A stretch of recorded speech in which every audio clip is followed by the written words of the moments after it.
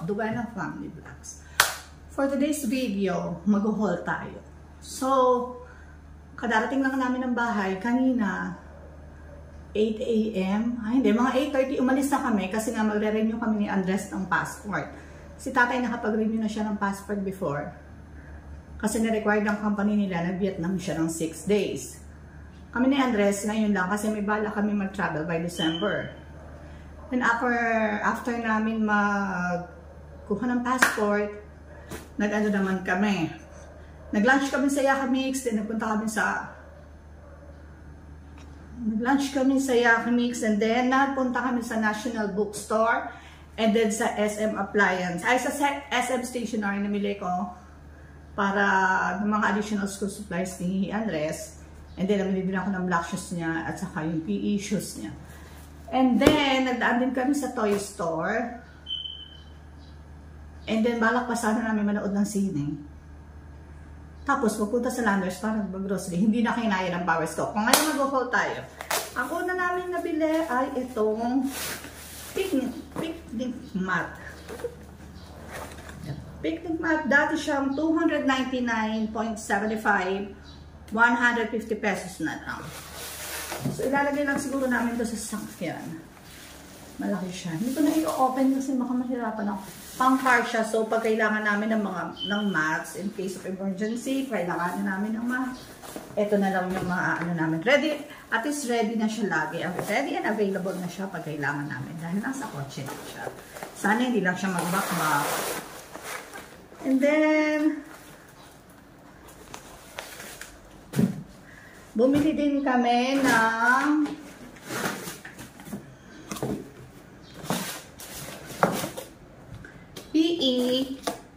PE shoes ni Andres. Sa school nila, hindi naman mahigpit sa shoes. Kaya blue yung binili ko kasi ayoko nagwa-white si Andres na shoes. Kasi ang dumi agad sa kanya. So, kinuha ko na lang is blue. Para medyo turn na naman sa uniform, sa PE uniform nila. Ito ay 1,899.75.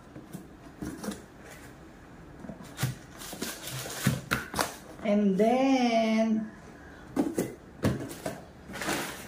bumili din ako ng Spider-Man na black shoes. Ito yung gagamitin niya this school year. Actually, meron pa siyang shoes last year. Pero kasi gusto ko, pag opening of class, gusto ko laging bago lahat from head to toe. Except yung bag niyang gagamitin this school year kasi napakaayos pa. Hindi man lang na-deform yung bag. Gamit niya pa yun ng grade 1. Hanggang ngayon, grade 3 na siya. Gagamitin niya pa rin sa school. So, grade 4 siguro magpapalitan niya ng bag. Hindi na ba ito trolley bag? Eto, meron pa siyang mga, siguro 2 school shoes. Pero kasi si kulit, ano siya, medyo malakas siya sa shoes. Kasi nga, madali siya makapudpod, madali siya makasira ng shoes. Siguro kasi dahil naglalaro lagi sa school. So, binilan ko siya ng bago para at least sa first day ng school, ay bago yung kanyang shoes. And then, ito ay 1,299.75. Hindi ko na rin siya binibilhan na masyadong mahal na mga school shoes kasi nga laging nasisira kahit gaano pa yan kamahal.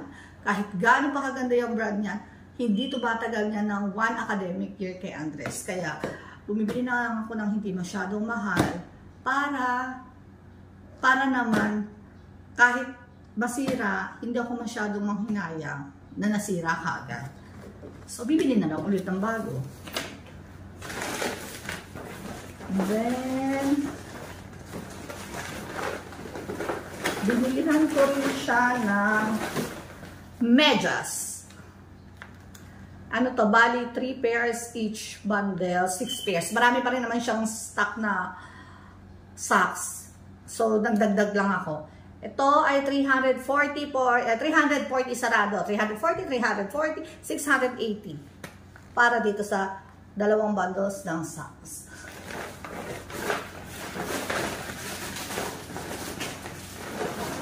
So, ayun lang yung mga nabili ko. Ito, mamaya ko ito ano kasama ng mga ibang susunod. Wait lang. Babalik ko lang para hindi masyadong makalat.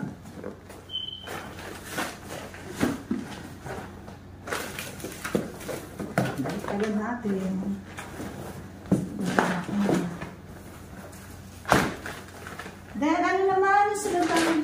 sa Miniso. Kasi, ako, pag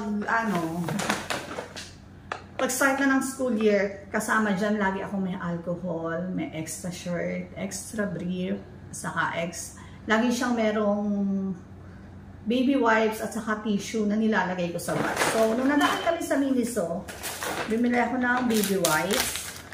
Ito yung mga binabaon niya sa school. At saka ng pocket tissue. And then, syempre, ang nanay, medyo maarte, bumili din ng cotton pads. At saka, bumili din ako ng purple sweet potatoes. Favorite ko to sa Miniso. So, ayun lang yung nabili namin sa Miniso. And then, yung nabili ko sa National Bookstore ay ito. Wait lang. Inom lang akong tubig.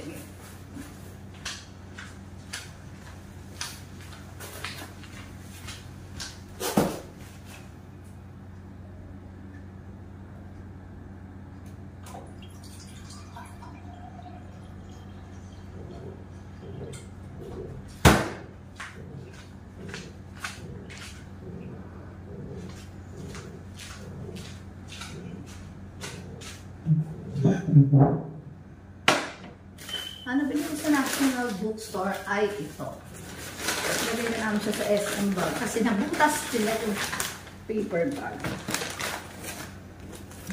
Tapos dito pa pala yung passport namin kasi nga diba inuna namin kanina yung pag-renew namin ng passport. So nandito na. Ito naman yung mga nabili ko sa National Bookstore. Sharpener. Ay, hindi pala ito sharpener. Eraser. Tapos, pencil. Plastic cover. Ruler. Then, iba-ibang color ng notebooks kasi may color coding yung books nila. Ay, may color coding yung notebooks nila. Tapos, bili din ng eraser pa kahit dahil mabilis mawala talaga yung mga gamit ng mga bata. Double-sided tape, scissors, blue kasi, di ba? Kasi nga lalaki. Tapos, maraming free na ballpen. Ako lang ba yung mahilig sa ballpen? Kasi sa bahay na to, mas marami pa yung ballpen na binibili ko kaysa sa lapis. Ipapakita ko sa inyo pag inayos ko yung ni Andres, yung school supplies cart niya, kung gaano karami yung ballpen ko. Mas marami pa kaya sa pencil ni Andres. Kasi every time na nakakakita ko ng ballpen, ang happy ko. Parang gusto ko siya laging bilhin. Then, eto naman yung mga nabili namin sa SM pa. Actually, nakapamili na ako before ng mga school supplies. Nag-add lang ako ng mga school supplies sa mga kulang pa. Ito naman ang mga nabili namin sa SM station natin. Ay, ito. Sa SM homeware. O basta doon sa bilihan ng mga gamit sa bahay. Ito, gagamitin ko tong organizer para sa mga school supplies ni Andres para hindi magsasama-sama na. Ito kasi ang itsura niyan. Open ko.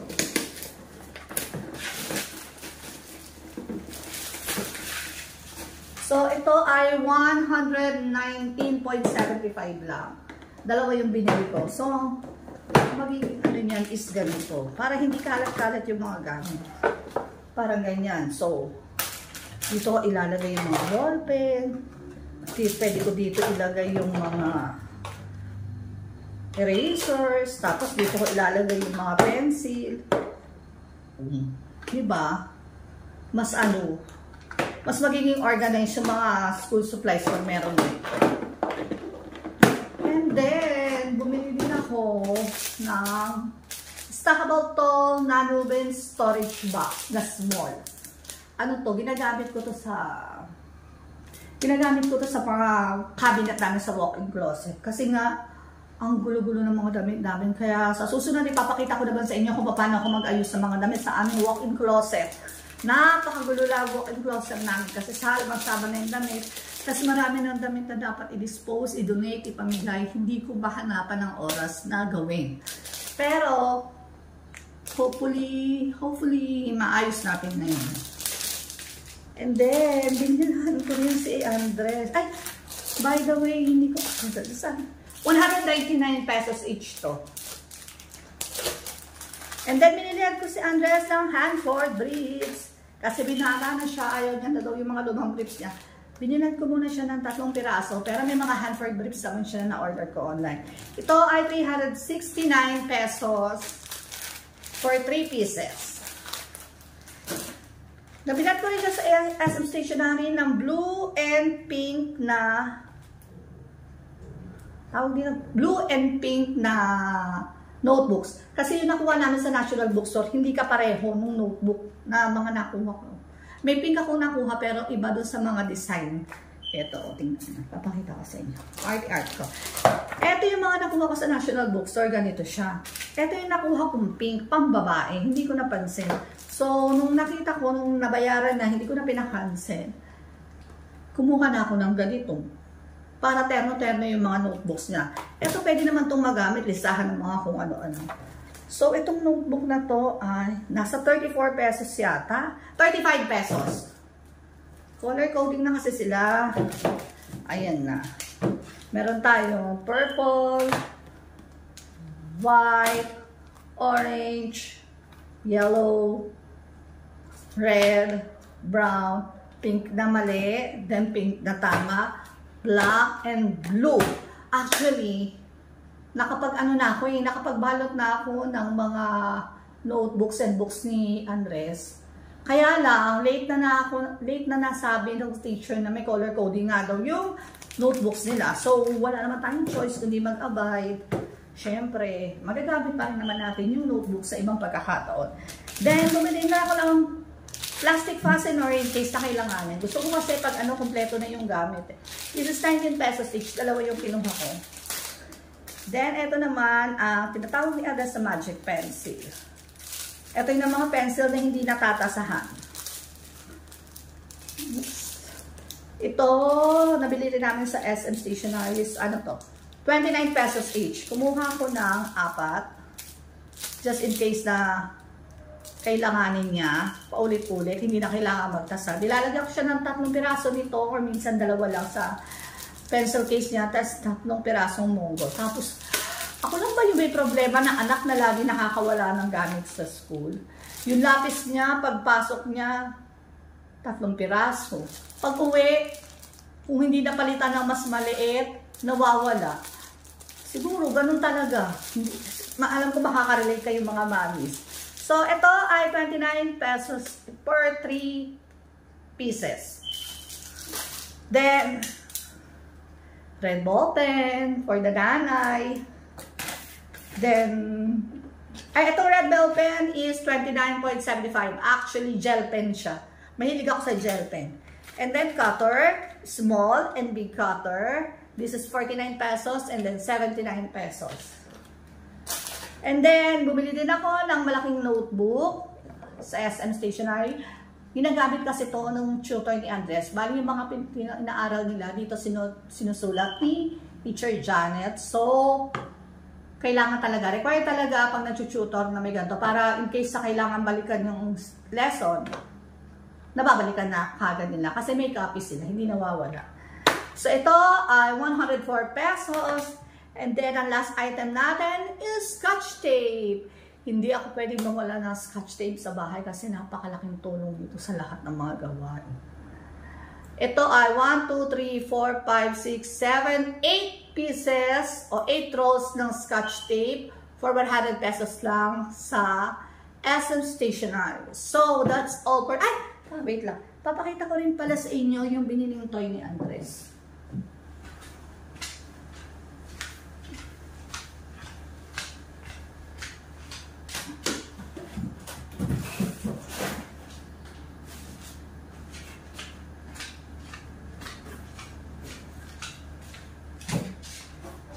Yan.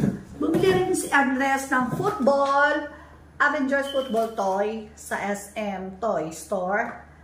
Dati siyang 499 pesos, naka-sale siya 50% off, 250 pesos na lang siya. Kasi, dahil nga bata, Hindi pwedeng wala siyang nauuwing laruan kahit mga small items lang. Kami naman hinahayaan namin kasi very good naman siya sa school. Ito yun. Nilalaro nila mag-ama to minsan sa labas. Lalaroin nila palang mag-ama sa labas. Then, nakalimutan ko palang ipakita sa inyo ay ito. Bumili din kami ng tornado map. Ang original price dito, ito yung malaki, 1,399. Nakasale siya ng 849. Ewan ko kung totoo ba siyang nakasale o yun lang talaga yung presyo niya. Kasi diba, lagi naman siyang nakasale. Nakailang bili na ako ng ganito kasi minsan maano na siya, mahirap na siyang i-spin. Nagpapalit na kami kagad. Ewan ko. Lagi naman siyang nakasale. Lagi siyang 50% off. So, siguro hindi naman siya sale. Ano lang siya. Ayun talagang presyo niya. Inuuto lang tayo. So, that's all for today. Thank you for watching and I hope you enjoyed the video and good luck sa ating mga nanay sa school opening. Sana habaan pa natin ang pasensya natin. And thank you for watching. Bye!